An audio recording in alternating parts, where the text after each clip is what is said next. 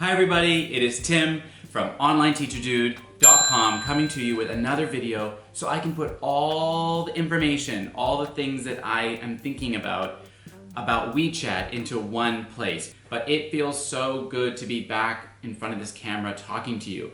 I have been away for 2 weeks. I was doing some scuba diving in Raja Ampat, which is in West Papua, Indonesia. Really remote place, but like the best scuba diving in the world. It was incredible, really healthy reefs. If you're a scuba diver, you would appreciate that, and just great coral life and fish and sharks and yeah, everything. It was awesome. If you haven't done so already, please subscribe. Click the subscribe button. I'm waiting right down there. So easy. Click it. Click the bell for notifications. I'm gonna try to do another live in a week or so on this channel, and I would love for you to join me. Let's talk about online teaching or whatever is on your mind. Today we're going to talk about WeChat. Is it valuable? What is it? How do you get it? How do you share it with parents? Why should I use it? Should I use it? Am I allowed to use it? All these questions, guys, and lots more. So let's get into it. First thing, WeChat. In Chinese, it's Weixin. Weixin. This is what everybody uses. Facebook is not allowed. Google is not allowed. Twitter is not allowed. Instagram, all those things are not allowed and they are blocked. So WeChat is kind of the monopoly of social media. It's where people order taxis, where people buy things, go shopping, bank transfers, pay their bills, talk on, to each other, share content. It really is a social media powerhouse. Another question I get is, does company XYZ allow me to use WeChat? And the answer is maybe. You need to check. So VIP Kid does not encourage it or market WeChat or advertise that you should be using it, but you are not forbidden from using it. I know that GoGoKid does not allow you to talk to parents outside of the platform, so you would not be able to use that to communicate with parents at GoGoKid. It can be a great app to use with parents, and I'm going to kind of break that down for you. So make sure that it is okay and allowed for you to use if you're considering it. How do I get WeChat? So WeChat is downloadable on your Android or Apple device, just like any other application. You're going to go into the Play Store or you're going to go into the App Store. You're going to look for this app, WeChat. You're going to download it. It's going to ask you to sign in, create an account, all those kinds of things that you would normally do. So download it. The only tricky part with getting into the application to start using it is that you need to be authenticated. And you need to get another WeChat user to verify you. It's not difficult, but current WeChat users are only allowed to verify a certain amount of people each month. And if you have reached that quota, then you cannot verify somebody else. Okay, so you've got WeChat. You want to share it with people. Having Facebook with no friends is kind of boring, right? Having Instagram with no followers, kind of boring. Doesn't make much sense. So you want to have people following you and connecting with you on WeChat. There's 3 ways that I'm going to talk to you about how you can do that. When I was first starting out as a VIP Kid teacher, I would share it in the chat box. So I would type, if you're interested in connecting with me on WeChat, my ID is blah, blah, blah. And I would do that sometimes at the beginning of class, sometimes after class was finished, or at the very end of class in that chat box. Parents check the chat box, sometimes they don't, but that is one way that you can share it with them. If it is a student that I've had several times, this is usually after maybe 2 or 3 bookings, and I would love to have them as a regular. I might ask them if their mom would like to add me on WeChat. And one thing I do is I hold up my WeChat QR code, which you can find in the app, and hold it up to the camera screen. This can allow the parent to scan your QR code and automatically add you. It's probably the easiest way and the fastest way for the parent to add you on WeChat. You can also ask or type into the chat box the Chinese characters whether or not they would like to add you on WeChat. So one thing I say is 你有微信吗?你有微信吗?你有微信吗? Which means, do you have WeChat? You can put those characters into the chat box or practice saying it, use good old Google Translate, and the child or the parent might hear you and run over with their phone to scan your QR code. Another great way. The third way is through your feedback. So at the very end of your feedback, if this is a student that you want to connect with, who you want to have as a regular, or you want to connect with a parent outside of the classroom, you could put at the end what your WeChat ID is. So those are 3 ways, guys, that you can share that WeChat with your parents. All right, you're authenticated. You've shared it with parents. You've already had 3 or 4 parents add you back onto WeChat. Crickets. What do you say? They don't know what to say sometimes. How do you initiate some kind of a connection with them, and what is your purpose of connecting with them? I would really highly suggest that from the beginning you're very clear with yourself about what you are comfortable sharing. It works a little bit like Facebook, where you have kind of a moments wall and you can share moments with your followers. The other way is through private messaging. So this is the way that I generally use it the most. You can talk individually with your contacts, just like you can on Facebook Messenger or in direct message on Instagram, things like that. So you can just select their name and start a chat with them. Now, the very first thing that I do is I go and I change their name, because oftentimes their name is going to be in Chinese characters. So I go in and I edit the profile, and if it's, Lucy's mom, I'm going to say Lucy's mom. If I've got 2 Lucys, I might say Lucy's mom from Beijing, if I know, which Lucy it is. So I change the name so that it's easier for me to know who that contact is. And then you can build relationship with them in private chat if you would like. So what exactly are you sharing with the parents? Again, be really intentional about what you're sharing and why you're sharing it. Many times parents will communicate with me and say, "Hi teacher, you're very hard to book.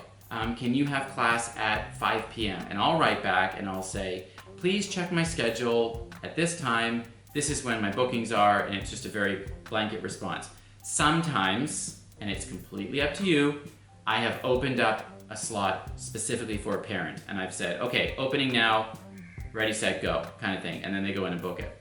I rarely do that because I really don't like being bothered with individual arrangements, but it can help, and it's something that is entirely up to you. You can share your schedule with the parents as well. So you can take a screenshot of your schedule and share it on your moments wall, or you could share it in private message with a particular parent.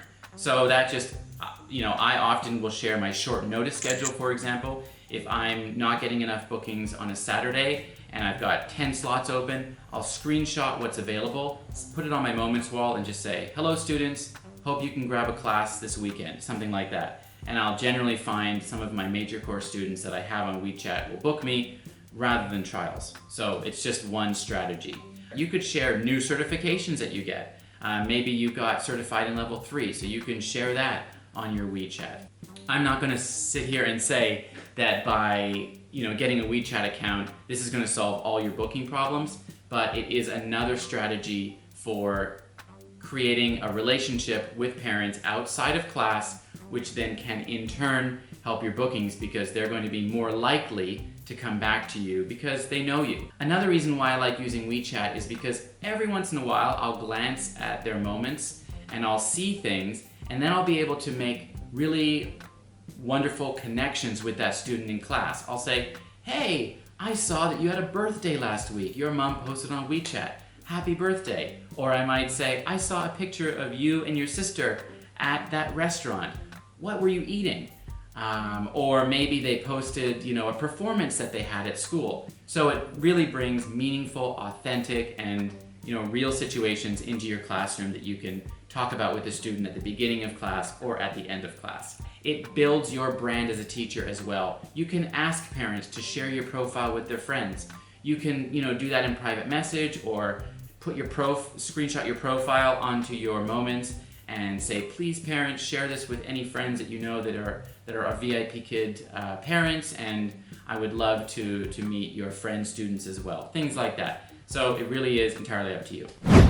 All right, I have some cautionary things to talk about with you before we end this video, because I think that it's important to be careful with WeChat, to understand your role in talking with parents, and to also understand boundaries and expectations. So one of the very first things I will say is, be careful with how much you communicate with the parents.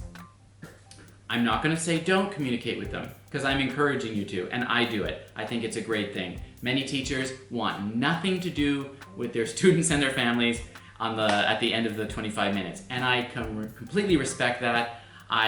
There's nothing wrong with that. This is your job, you are an independent contractor, and it is entirely up to you how much of this communication you want outside of class. But if you are going to get into this, I would establish boundaries from the beginning. Don't respond immediately to a parent who messages you. They realize teacher is not going to respond right away. And so I'm very healthy in the time that I leave between getting a message and responding. I don't respond immediately because that sets a really high expectation that I'm always on my phone responding. I don't do that. And there's nothing wrong with ignoring things. If you don't want to respond, you don't have to. You don't have to share moments from your life. You don't have to comment on their moments. There is no expectation for that. It is just, for me, used in a way to increase my bookings and establish relationships.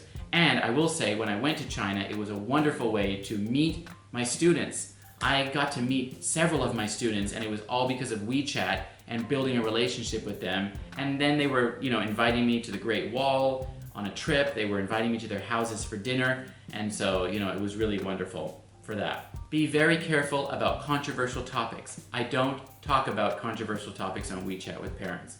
Be very careful about what you say, what you're talking about. Remember that they might seem like your friend, but you have probably not met them in person.